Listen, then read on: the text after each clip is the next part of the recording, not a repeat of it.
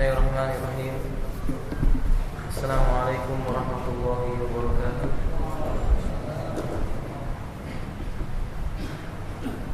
Innal hamdalillah nahmaduhu wa nasta'inuhu wa nastaghfiruh wa na'udzu billahi min shururi anfusina wa sayyiati a'malina. Man yahdihillahu fala mudilla lahu wa man yudlilhu fala hadiya lahu. Asyhadu an la ilaha illallah wahdahu la syarika lahu wa asyhadu anna Muhammadan abduhu wa rasuluh. Allahumma shalli ala Muhammadin wa ala alihi wa ashabihi wa man tabi'ahum bi ihsanin ila yaumiddin, amma ba'du. Kita lanjutkan tafsir surah Al-Lail. Qala Allah tabaraka wa ta'ala: A'udzu billahi minasy syaithanir rajim. Inna 'alaina lal huda wa inna lana lal akhirata wal ula. Fa anzartukum naran talazza la yaslaha illa al-ashqa alladzi kadzdzaba wa tawalla wa sayujannabuha al-atqa alladzi yu'ti malahu yatazakka wa ma li ahadin indahu min ni'matin tujza illa ibtigha'a wajhi rabbihim a'la wa la sawfa yarda. Qala Allah azza wa jalla, Allah mengatakan inna alaina lal huda.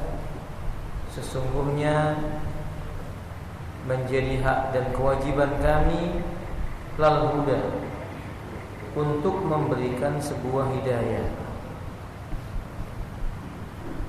Di antara ahli tafsir menyebutkan, qala Imam Al-Utsaimin fihi iltizamu min Allah azza wa jalla ayyubayyina lil khalqi ma yahtaduna bihi ilaihi.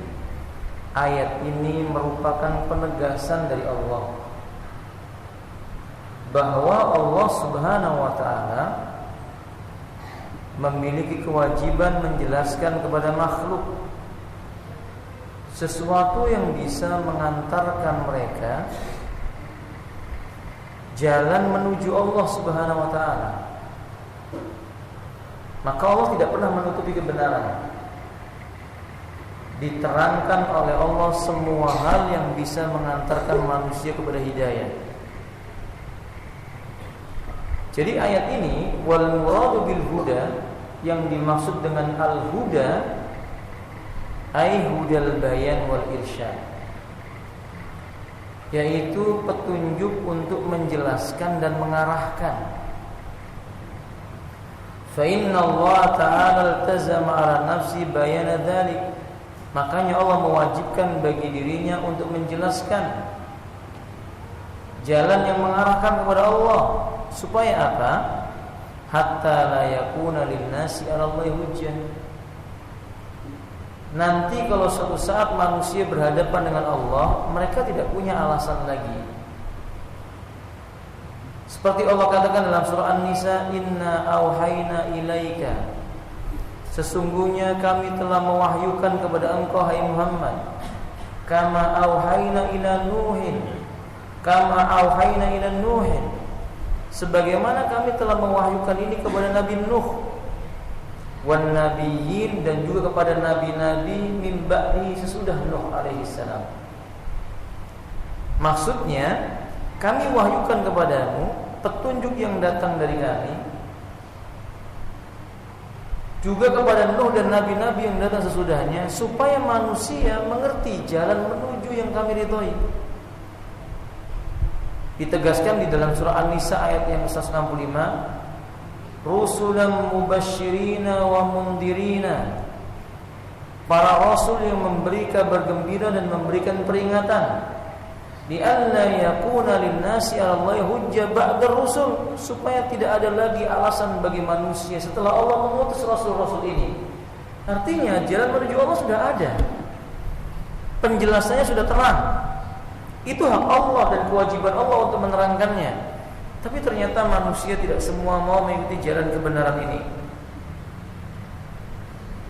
Maka Allah mengatakan inna alaina lal huda. Sesungguhnya kewajiban bagi kami untuk menjelaskan jalan hidayah. Wa fil Islam annal huda nau'ani. Dalam Islam itu bapak-bapak, pengertian hidayah ada dua. Al-ula pertamanya huda taufik. Hidayah taufik. Seperti orang yang berbuat maksiat berubah menjadi orang yang taat. Orang yang kafir berubah menjadi muslim. Orang yang musyrik berubah menjadi muwahhid. Orang yang berbuat bid'ah berubah menjadi pelaku sunnah. Perubahan dari buruk menjadi baik ini disebut dengan sesuatu yang datang dari hidayah itu taufik. Kalau begitu keadaannya, kata beliau, fa'ada la yaqdiru alaihi illallah, tidak ada yang bisa memberikan hidayah itu taufik kecuali hanya Allah Subhanahu wa taala. Kita enggak mungkin bisa menjadikan orang kafir menjadi muslim, musyrik menjadi muwahhid, enggak mungkin. Kita hanya bisa melakukan yang kedua, huda irsyad wa dilalah. Hidayah menunjukkan kepada jalan yang lurus. Hidayah atau mengarahkan kepada dalil-dalil yang syar'i. Kita bisa.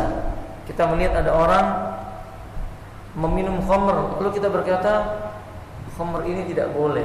Allah mengatakan innamal khamru wal maisir rijsun min amalis syaitan. Sesungguhnya khamr dan juga perjudian, dua perkara ini rijis, najis, bagian dari amal perbuatannya setan. Ini haram. Ini namanya hidayatul irsyad. Kalau kita menjumpai ada orang salat lalu dia bertakbir Allahu Akbar, kemudian tangannya dia letakkan di samping, lalu kita berkata bukan seperti itu, karena Aisyah berkata karena Nabi sallallahu alaihi wasallam yarfa'u yadayhi karena Nabi sallallahu alaihi wasallam bada'a fi salati bitakbir wa yarfa'u yadayhi wa yad'u yadal yumna al yusra. Sesungguhnya Nabi memulai salatnya dengan takbiratul ihram Allahu Akbar, meletakkan tangan kanannya di atas tangan kirinya. Dalam riwayat yang lainnya fawqa sadri, pada bagian dadanya. Berarti bukan begini. Ini namanya hidayatul irsyad. Kita punya. Dan insyaallah kita bisa. Tapi hidayah itu taufik mutlak milik Allah Azza wa Jalla. Wa amma hidayah irsyad fa hada yakunu minallah wa yakunu minal khalqi. Ini haknya Allah, diberikan kepada manusia, minar rusul, dari kalangan para rasul alaihi wassalatu wassalam, wa minal ulama, dan juga kepada para ulama. Kalau bapak-bapak sudah mempelajari suatu bidang ilmu tertentu, lalu orang bertanya, kapan seorang muslim diperbolehkan berbuka di bulan Ramadan? Maka bapak membaca ayatnya, summa atimmu siyam ilal lail, kemudian sempurnakanlah puasamu sampai datangnya malam. Oh, berbuka itu kalau datang gelap matahari. Ada dalilnya. Hidayatul dilalah atau hidayatul irsyad. Karena Allah li Nabi sallallahu alaihi wasallam, seperti yang Allah katakan kepada nabinya, innaka la tahdi ila siratil mustaqim. Dan sesungguhnya engkau, hai Muhammad, benar-benar menunjukkan kepada jalan yang lurus. Ini Islam, pegangi dia. Ini Quran, ini sunnah, berpegang dengan keduanya. Itu hidayatul irsyad. Amma hidayatul taufik, adapun hidayatul taufik, fa ya ilallah la ahadun yastati' ay yuwaffiqa syakhsan ilal khairi. Itu haknya Allah saja. Gak ada manusia satupun di muka bumi ini yang sanggup memberikan petunjuk hidayah taufik. Wa dalilu qaulu ta'ala, dalilnya firman Allah Subhanahu wa taala, innaka la tahdi man ahbabta walakinallaha yahdi man yasha. Sungguh engkau, hai Muhammad, tidak bisa memberi hidayah kepada orang yang paling kamu cintai sekalipun. Akan tetapi Allah lah yang memberi hidayah kepada siapa yang dikehendaki oleh Allah Azza wa Jalla. Wa idza nadharna ila hadhihi al-ayatil karimah inna 'alaina al-huda, bila kita perhatikan dengan baik ayat yang berbunyi inna 'alaina al-huda wajadna anna Allah ta'ala bayyana kulla syai', maka kita akan jumpai Allah telah menerangkan semua perkara. Ayat ini menegaskan kepada kita Allah sudah menerangkan semua perkara, halal dan haram. Nabi kita berkata, innal halala bayyinun wa innal harama bayyin. Yang halal sudah nyata, yang haram juga sudah nyata. Artinya sudah diterangkan oleh Allah Subhanahu wa taala semuanya. Allah Subhanahu wa taala juga menyebutkan al-yawma akmaltu lakum dinakum, pada hari ini telah kusempurnakan bagi kalian agama kalian. Berarti tidak ada satu perkara yang tertinggal yang tidak diterangkan oleh Allah taala. Abu Darda berkata, ma tuwfiyan Nabi sallallahu alaihi wasallam illa allamana kulla khairin wa hadana an kulli syarrin. Tidaklah Nabi itu diwafatkan oleh Allah melainkan beliau telah menerangkan semua yang baik dan mengingatkan tentang bahayanya semua yang buruk. Jadi ayat ini merupakan tanda kekuasaan Allah. Inna alaina lal huda, sesungguhnya kewajiban kami untuk menjelaskan petunjuk semua perkara.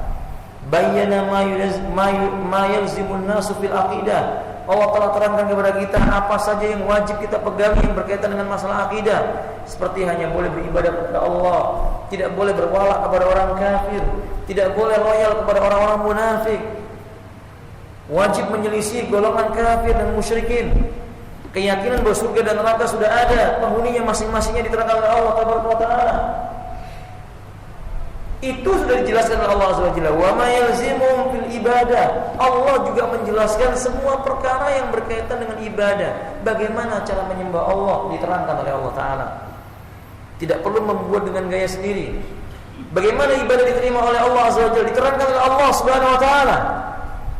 Ibadah mana yang paling utama di antara ibadah yang utama? Yang wajib, yang sunnah, yang mustahab, yang mandub, yang fardu diterangkan semua oleh Allah Subhanahu wa taala. Inna alaina lal huda.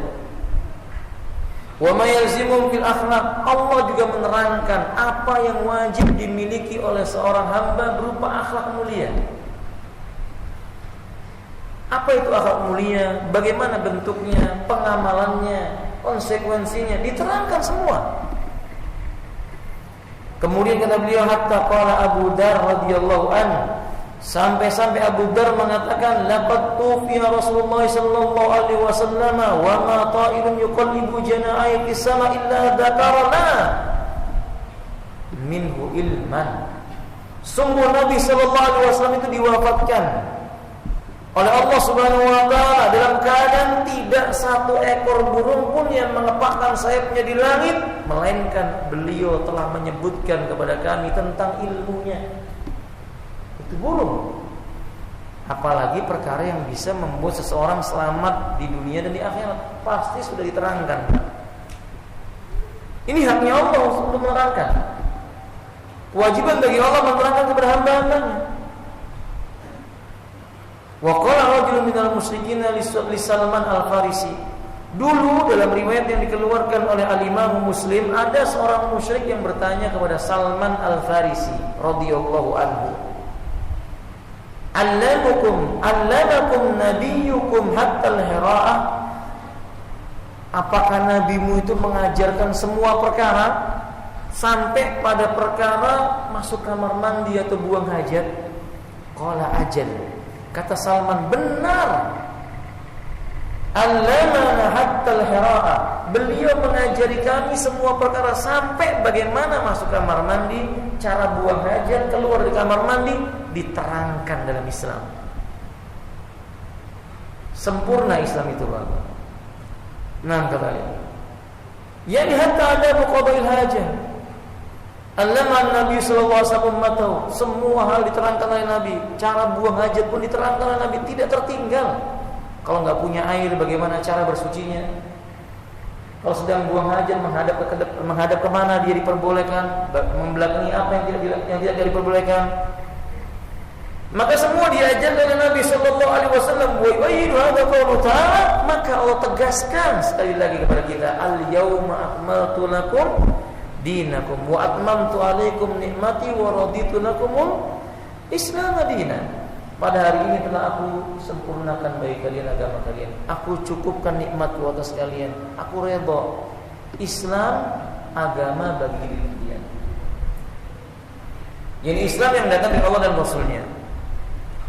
Kemudian baru Allah menyebutkan pada ayat yang berikutnya, wa inna lana lal akhirata wal ula, dan sesungguhnya milik kami negeri akhirat dan negeri dunia.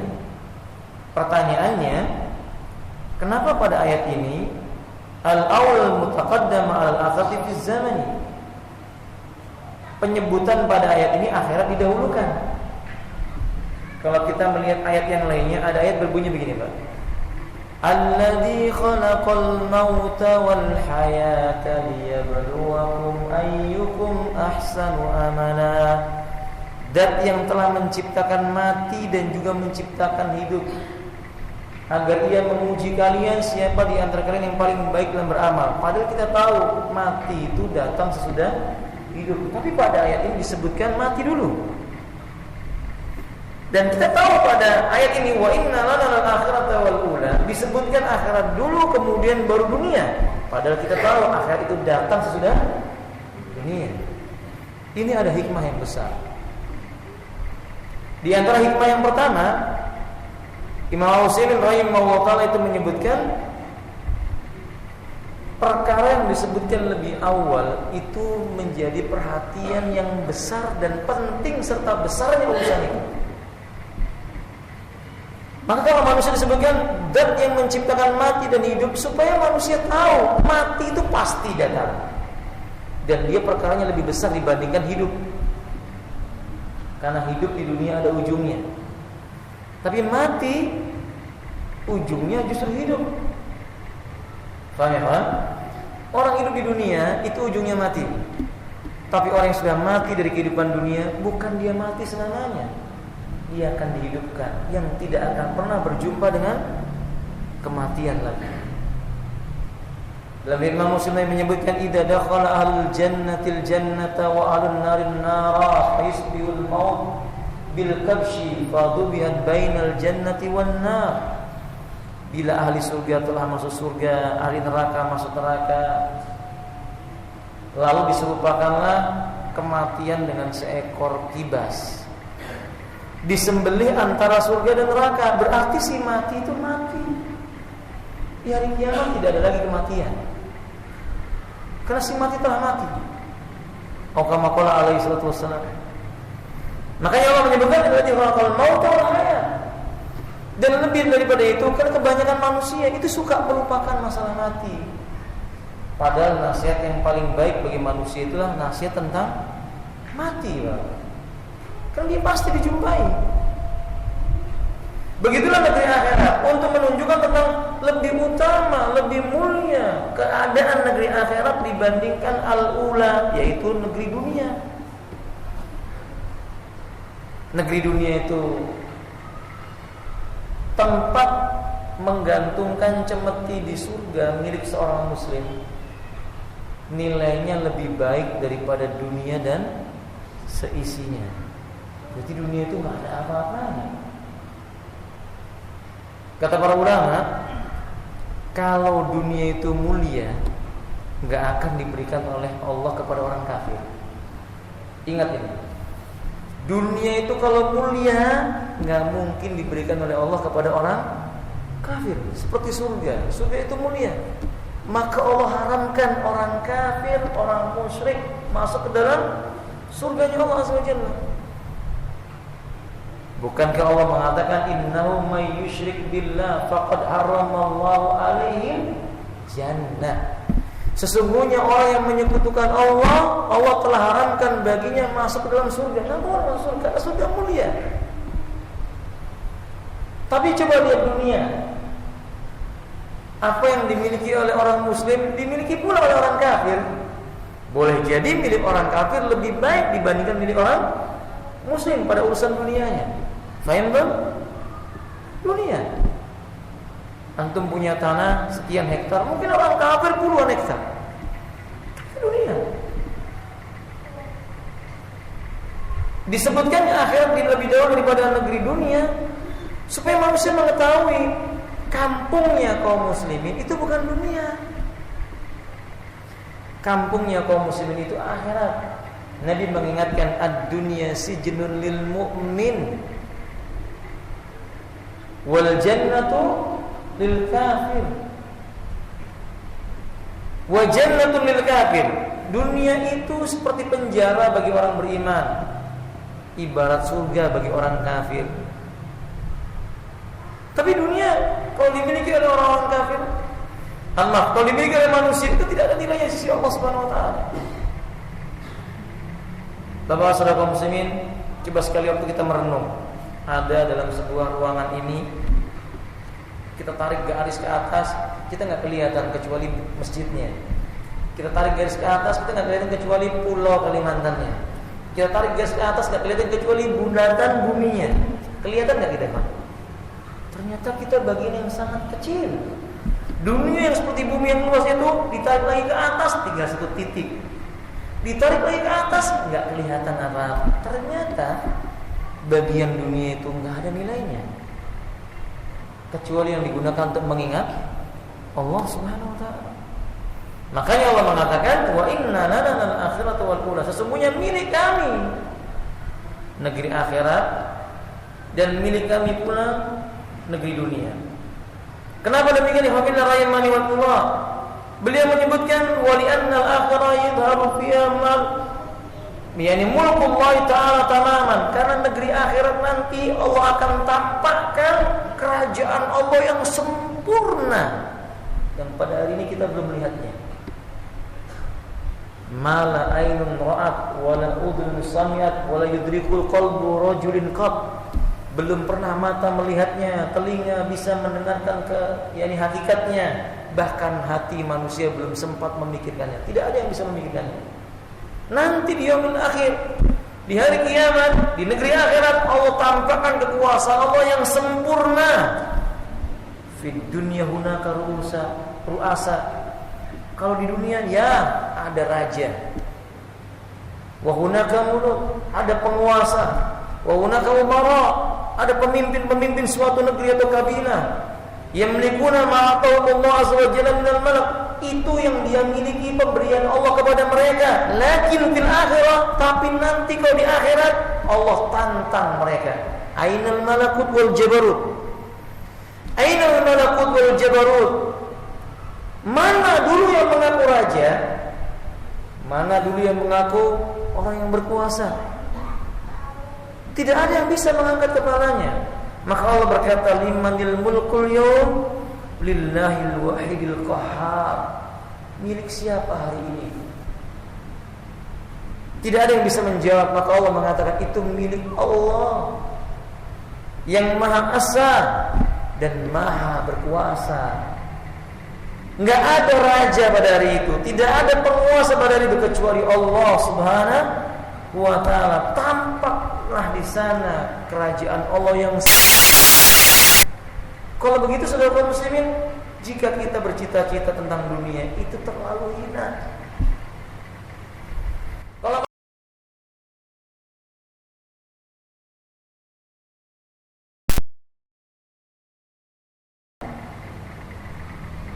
tapi memang manusia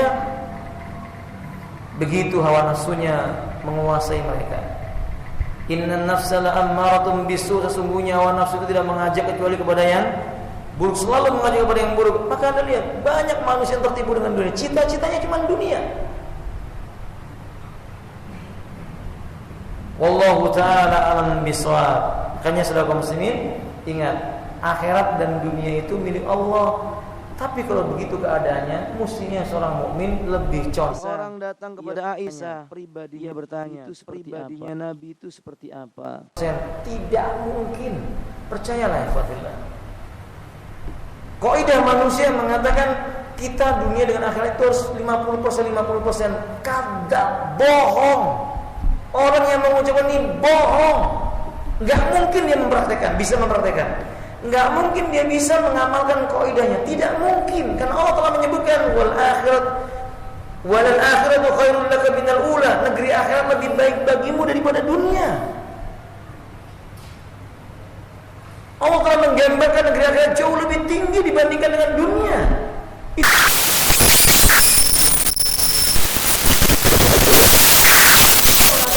Dunia dan akhirat itu harus 50%. Pasti orang yang mengucapkan ini dia akan lebih condong kepada dunia, nggak mungkin akhirat. Tapi dia akan condong kepada dunia.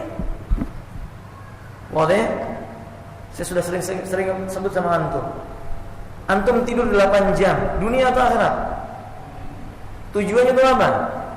Dunia Ustaz, tapi niatnya untuk akhirat. Thayyib, kalau begitu setelah bangun tidur mestinya untuk apa? Ibadah. Tapi kan enggak. Manusia bangun tidur untuk dunianya lagi, kerja 8 jam lagi, lupa lagi dengan akhiratnya.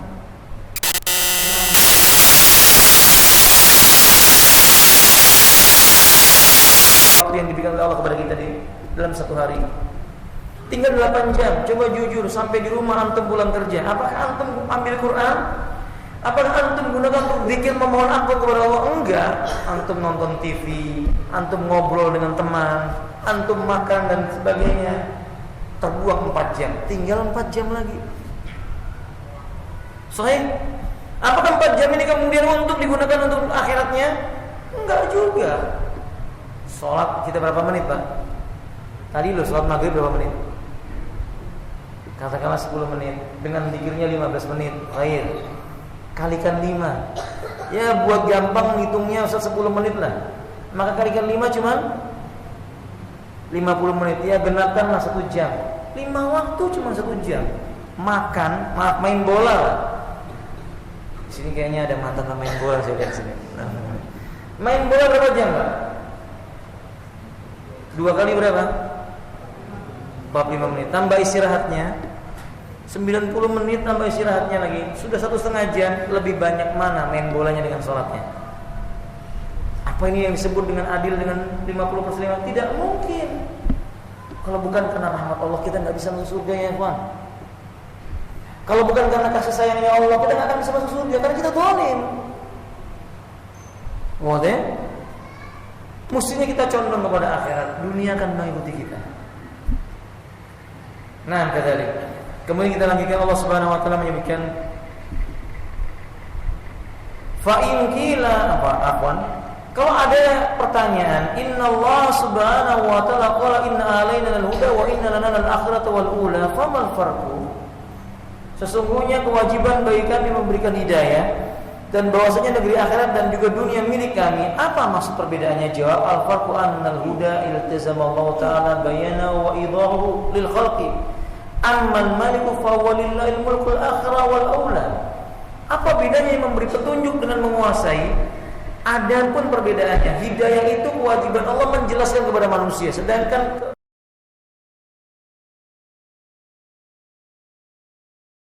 akhirillah condongkan dirimu dengan akhirat.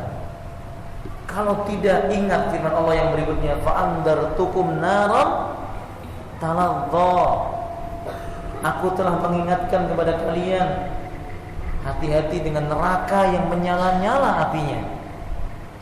Seolah-olah ada isyarat kebanyakan manusia masuknya ke dalam api neraka. Kita renungi firman Allah yang berbunyi, qalil min ibadiyas syakur. Sedikit sekali dari kalangan hambaku yang pandai bersyukur. Itu ada indikasi. Ada indikasi bahwa orang yang memasuki surganya Allah itu pilihan sedikit dibandingkan penghuni neraka. Nasallallahu tabaraka wa ta'ala al-jannah wa na'udzu bihi minan nar. Allahumma amin. Fa andakum yani khawaftukum. Aku takut-takuti kalian.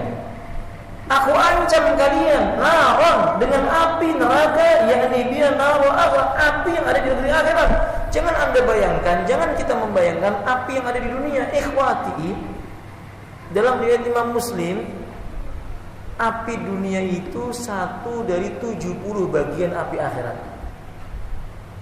Yang masing-masing bagiannya panasnya setara dengan api dunia yang paling panas.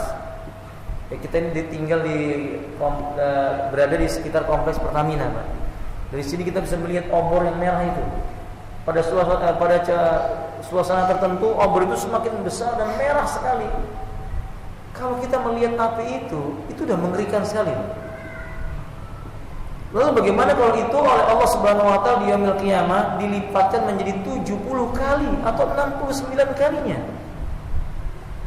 Maka Allah ingatkan, fa'andartukum naran taladdah.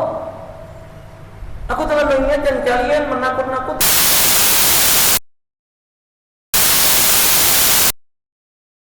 wala awsafu katsirun fil Qur'ani wa sunnah la yasla illa al-asqa, kata Allah. Ketika Allah menyebutkan tentang bagaimana api itu bergejolak dalam Quran, penyebutannya banyak, Pak.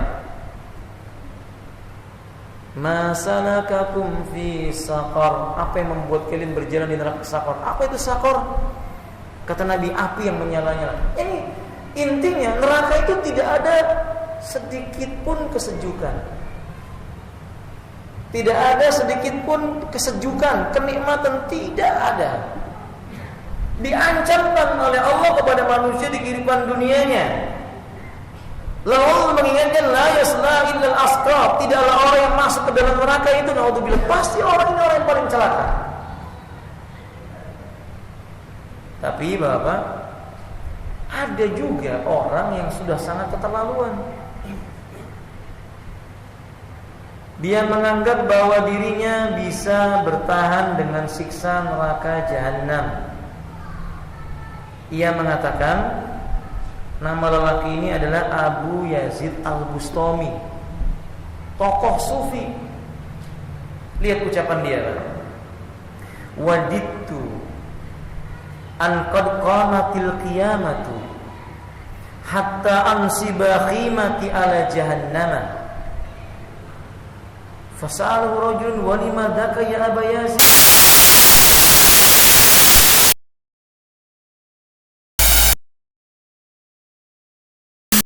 Tahmidu fa akunu rahmatan lil khalqi. Aku sangat berharap kalau saja kiamat cepat dibangkitkan, supaya aku bisa bikin kemah di atas neraka jahanam. Bayangkan Pak, ada bapak-bapak yang berani berkata begitu? Ini orang berkata demikian, supaya aku nanti bikin kemah di atas neraka jahanam. Mendengar ucapan ini ada lelaki yang berkata, bagaimana bisa kamu berbuat itu? Kata Abu Yazid Al-Bustami, karena aku tahu neraka jahanam kalau melihat aku, apinya akan menjadi dingin, karena aku bisa menjadi rahmat bagi makhluk yang ada. Berarti dia ini siapa? Ini ucapan berbahaya. Tapi anehnya orang begini Pak, kok ya masih ada pengikutnya. Yang menunjukkan bahwa orang itu sesat saja ada pengikutnya. Maka antum yang berada dalam kebenaran, insya Allah jangan takut membela apa? Kebenaran. Nah, kita ambil faedah di sini Bapak Ikhwatul Rahimah. Ini menunjukkan bahwa kembali kepada tafsir tadi itu. Padahal Allah Subhanahu wa taala menyebutkan la yaslaha illa asqa, tidaklah memasuki neraka jahanam itu kecuali orang yang celaka. Orang yang bakal binasa. Orang yang masuk dalam neraka jahanam itu bentuk kengeriannya itu masuknya itu bukan pelan-pelan begitu Pak, bukan. Wa may yushakkikir rasula min ba'di ma tabayyana lahul huda wa yattabi' ghayra sabilil mu'minin nuwallihi ma tawalla wa nuslihi jahannam wa sa'at masira. Barang siapa yang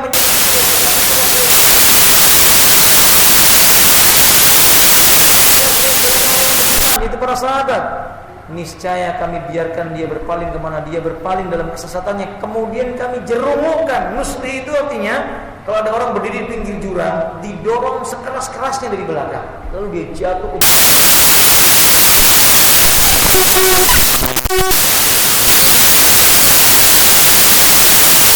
neraka jahanam. Itu jatuhnya seseorang dari bibir neraka jahanam, naudzubillah min dzalik, lamanya itu 70 tahun. Satu hari di yaumil qiyamah setara dengan 1000 tahun yang ada di dunia. Naudzubillah min dzalik.